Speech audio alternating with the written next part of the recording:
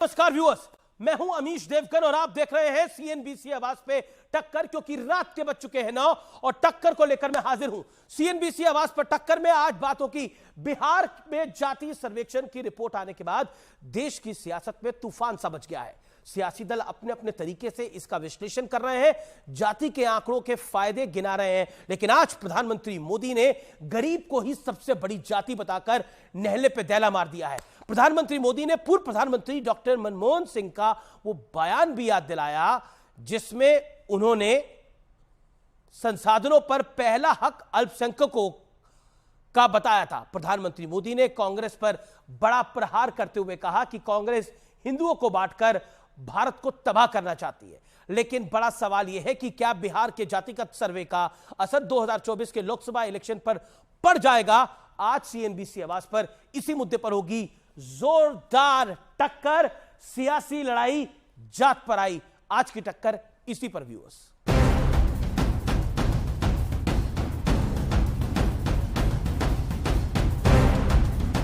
कांग्रेस किसी भी कीमत पर देश के हिंदुओं को बांटकर भारत को तबाह कर देना चाहती है। कांग्रेस गरीबों को बांटना चाहती है और मेरे लिए तो इस देश का गरीब यही सबसे बड़ी जाति है। इस देश के संसाधनों पर पहला हक भारत के गरीब का है। भारत के पूर्व प्रधानमंत्री मनमोहन सिंह जी तो कहा करते थे कि देश के संसाधनों पर पहला हक माइनॉरिटी का है, अल्पसंख्यकों का है और उसमें भी मुसलमानों का है। तो क्या सबसे बड़ी आबादी वाले हिंदू अब आगे बढ़कर अपने सारे हक ले लें क्या? बिहार से जिस जात वाली सियासत को हवा दी गई, उसकी काट के तौर पर प्रधानमंत्री मोदी ने आज मास्टर स्ट्रोक चल दिया। उधर नीतीश कुमार ने भी इस मुद्दे पर बिहार में 9 दलों की बैठक बुलाई। ये तो एक अंतिम दांव खेले हैं कि समाज को फिर जातियों में बांटकर एक बार किसी तरह चुनाव की नैया पार लग जाए। कोई इसकी चर्चा ही न करे कि बिहार में पढ़ाई हो रहा है कि नहीं, कि रोजगार हो रहा है कि नहीं। सब जाति में फिर आग लगा के अपना एक बार रोटी सेक के एक बार फिर मुख्यमंत्री बन जाए। इस बीच कांग्रेस के उदित राज ने अलग ही बखेड़ा खड़ा कर दिया। गांधी जी ने कहा था कि अगर सारे अछूत मेरे साथ हो या इकट्ठा हो तो जो सनातन का किला है इसको मैं जमीन दोज कर दूं। और बाबा साहब डॉक्टर अम्बेडकर ने भी कहा था कि अगर जाति को समाप्त करना है तो वेदों शास्त्रों को डायनामाइट से उड़ाना पड़ेगा। क्या आपको लगता नहीं है, पहले तो राम मंदिर पर सवाल सिर्फ खड़ा होता था, अब तो सनातन धर्म पर ही क्वेश्चन मार्क खड़ा करना शुरू कर दिया है? तो क्या आपको लगता नहीं है कि ये जो है ये विकराल रूप लेता जा रहा है? हर कोई सनातन के विरोध में बोलता है और बच के निकल जाता है। समस्या इस बात की है ना, जब बिल्ली खिसियाती तो खंबे को नोचती है। कहावत है हमारे यहाँ, खिसियानी बिल्ली खंबे को नोचे। सनातन धर्म की सफलताओं को देखकर लोगों को पच नहीं रहा है। और मैं तो ये कहूंगा कि जो इंडिया गठबंधन हुआ है उस केवल सनातन धर्म को अपमानित करने के लिए ही हुआ है। इन दिनों ये जो इंडिया अलायंस है ये सनातन के खिलाफ बहुत कुछ बोल रहा है। शक आए, हूण आए, कुषाण आए, मुगल आए, हर एक ने सनातन को खत्म करने की कोशिश की। ये समाप्त हो गए, लेकिन सनातन कभी समाप्त नहीं हुआ और न कभी समाप्त होगा। लेकिन कांग्रेस के अभिषेक मनु सिंघवी कह रहे हैं कि जातियों के नाम पर शुरू हुई सियासत का आखिरी परिणाम बहुसंख्यकवाद होगा। लेकिन आज सबसे बड़ा सवाल है कि क्या विपक्ष ने जातियों का मुद्दा सिर्फ और सिर्फ सियासी फायदे के लिए उठाया है? आज इसी पर होगी देश की सबसे बड़ी बहस, हिंदुओं का बंटवारा, जात का सहारा। पहले कहा जाता था 20 हमारा 80 में बंटवारा, अब कहा जा रहा है कि हिंदुओं में बंटवारा और जातिवाद का सहारा। और अब वक्त है सुप्रसिद्ध विश्लेषण का। आइए आपको दिखाते हैं कि वोट बैंक वाली पॉलिटिक्स का विश्लेषण क्या है। दिसंबर 2006 डॉक्टर मनमोहन सिंह संसाधनों पर अल्पसंख्यकों खासकर मुस्लिमों का पहला हक है, यह कहा था डॉक्टर मनमोहन सिंह ने, फॉर्मर प्राइम मिनिस्टर। प्रधानमंत्री नरेंद्र मोदी अक्टूबर 2023 यानी आज कहा, संसाधनों पर पहला हक गरीबों का है। यानी सबसे बड़ी जाति अगर कोई देश में है तो वो गरीब है, गुरबा है। गरीब से बड़ी कौन सी जाति है? गरीब ब्राह्मण में भी हो सकता है, ठाकुर में भी हो सकता है, वैश्य में भी हो सकता है, दलित में भी हो सकता है, मां दलित में भी हो सकता है, जाट में भी हो सकता है, गुर्जर में भी हो सकता है, सैनी में भी हो सकता है, शाक्य में भी हो सकता है, मौर्य में भी हो सकता है। गरीब से बड़ी कोई जाति नहीं है इस देश के अंदर। लेकिन इस देश को जातिवाद का जहर अंग्रेजों ने दिया, जिसको आज के कुछ नेता पाल पोस कर दोबारा बड़ा करना चाहते हैं, क्योंकि वो 2023 के नए भारत को जातिवाद की आग में घोलना चाहते हैं। ये सवाल बड़े गंभीर हैं। आइए बढ़ते हैं आगे। नीतीश सरकार जाति के आधार पर बिहार की आबादी का आंकड़ा जारी किया, बिना जात धर्म के भेद किए सबके लिए योजना, समान योजना लेकर आए। राहुल गांधी जाति की आबादी के हिसाब से दिया जाए सबको हक, यानी जिसकी जितनी भागीदारी, यानी जिसकी जितनी हिस्सेदारी होनी चाहिए उसी आधार पर काम होना चाहिए। यह राहुल गांधी ने बोला, जात के आधार पर। देश को गरीब ही सबसे बड़ी, देश का गरीब ही देश की सबसे बड़ी जाति है। गरीब से बड़ी जाति को क्या है? इसी की वानगी मैंने आपको दिखाई। क्या ओबीसी में गरीब नहीं है?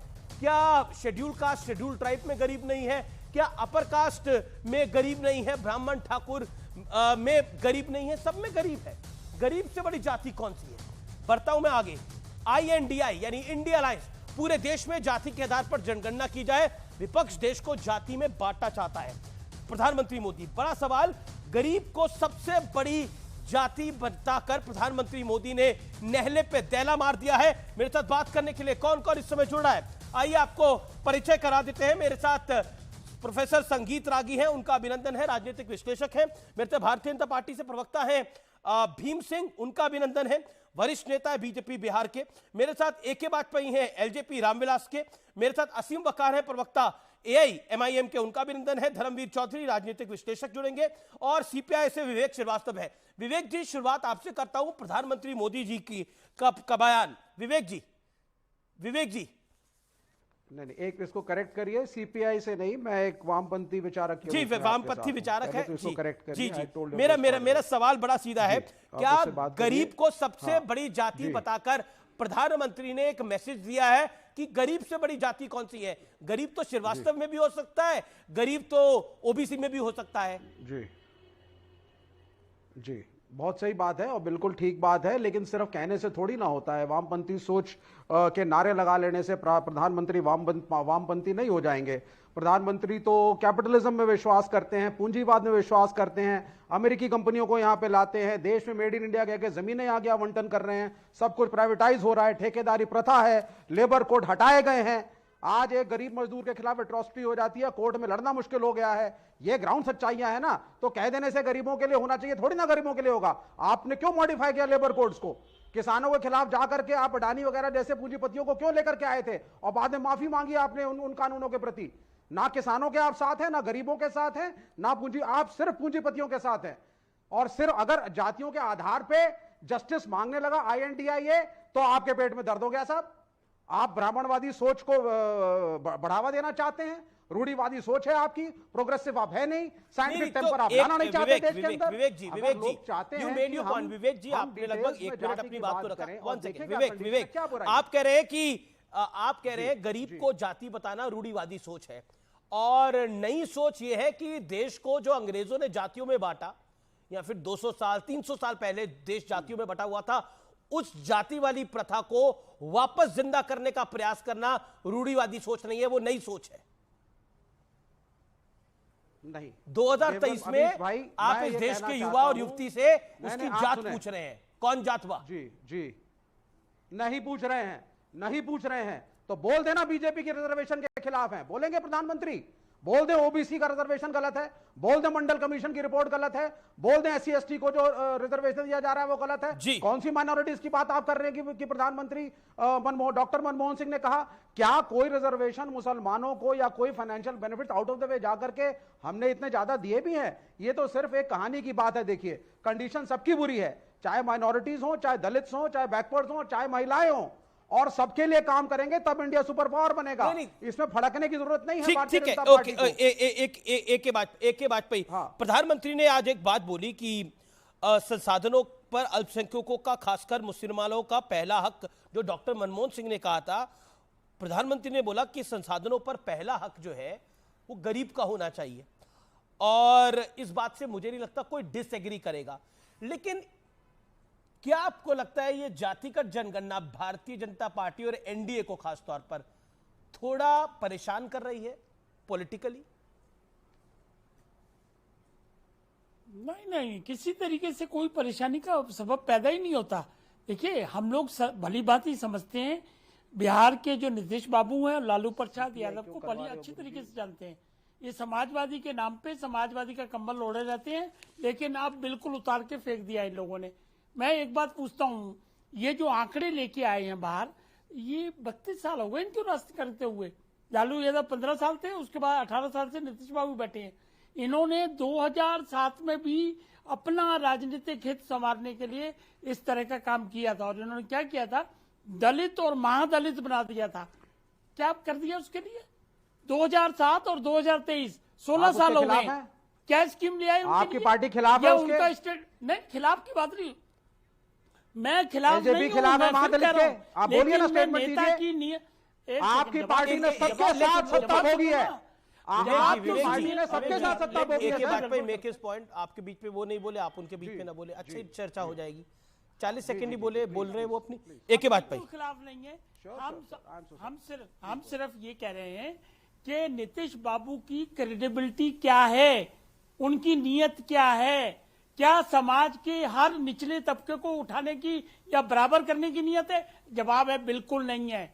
और मोदी जी की नीयत क्या है, चाहे वो उसको कोई भी शब्द दें, मोदी जी ने अभी 10 दिन पहले लोहार, बढ़ई, मोची, नाई, ये सुनार, ये निचले तबके वाले जो लोग हैं, उनके लिए 13,000 करोड़ रुपए रिजर्व करके दे दिया कि 3 लाख रुपए आप लोन ले जाइए 0% इंटरेस्ट पे और विदर सिक्योरिटी के। ये दिखना चाहिए, ये कहाँ है?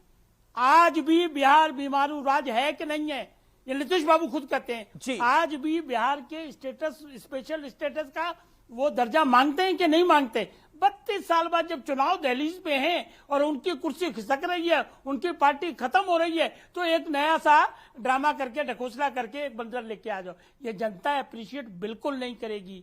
आंकड़ों में भी गड़बड़ है। ये दावे के साथ कहा जा रहा है कि आर्थिक सर्वेक्षण होना चाहिए था, सोशल स्टेटस कहां पहुंचे वो आज जाके, वो सब चीजें गायब है। सिर्फ जो मोदी जी का वुमेन रिजर्वेशन बिल था, उसकी काट के लिए, और लालू यादव का कद कहीं ना बढ़ जाए उसकी काट के लिए, इंडिकी में उनका पिछड़ापन हो गया था, तो उसमें आगे पक्ति में आने के लिए ये सब ड्रामा नीतीश बाबू। ठीक है, ओके, लेट मी गेट